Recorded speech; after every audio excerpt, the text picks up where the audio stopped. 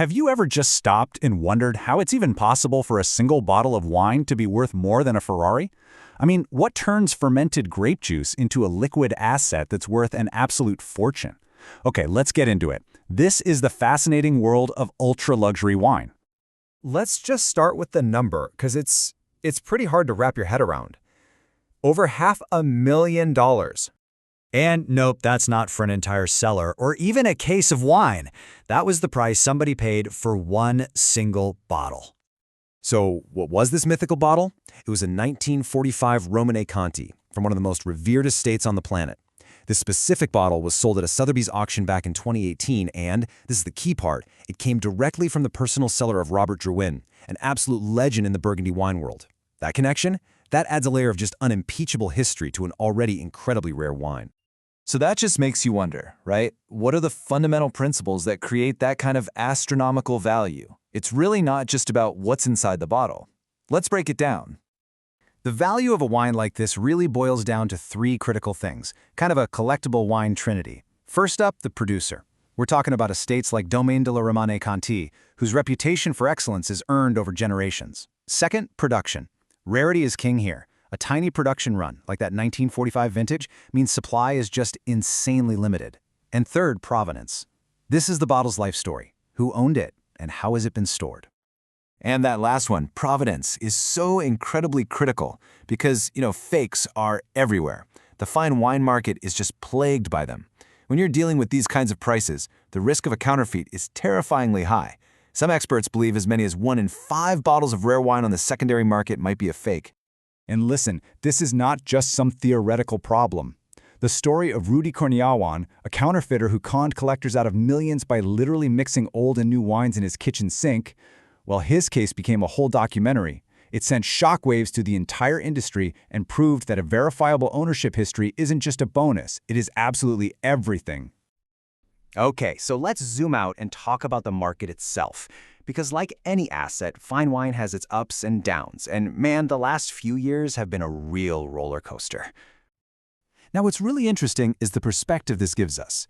If you just look at the market over the last year, using the LIVX 1000 index, which tracks the world's most traded fine wines, you see that noticeable decline on the left. That might look a little worrying, but if you zoom out to the 5-year timeline on the right, you can see the market is still showing some pretty significant overall growth. The story here is a classic market cycle. There was this massive, almost frantic boom during the post-COVID era, and now we're just seeing a natural correction. It's a powerful reminder that collecting wine isn't about quick flips. It's a long-term game where value is built over decades, not months. So what's actually driving these trends? Let's look at the competing forces. The headwinds pushing the market down, and, the tailwinds pushing it forward. On one side, you have some serious economic headwinds. Things like rising interest rates and geopolitical uncertainty are making buyers a lot more cautious. A slowdown in China's property market has also cooled down what was a red-hot source of demand.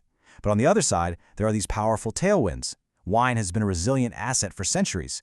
A whole new generation of collectors is jumping in, and history shows that in uncertain times, investors often look for refuge in tangible, high-quality assets.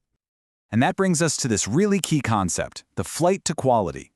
When the broader economy feels shaky, people don't want to speculate. They want to put their money into something tangible, something proven, with a long history of holding its value. And for the super wealthy, that often means the bluest of the blue-chip wines from regions like Burgundy and Bordeaux. That flight to quality explains why, even in a correcting market, the absolute best of the best command these incredible prices. We've seen the value of a single bottle, but what happens when an entire lifetime's collection goes up for sale? Well, the numbers become truly staggering. Get ready for this. $35 million. That was the record-setting total for the cellar of the legendary winemaker Henri Jayer. When his personal collection of over 1,000 bottles hit the auction block in 2018, it just set a whole new benchmark for what a single historic cellar could do. The next one?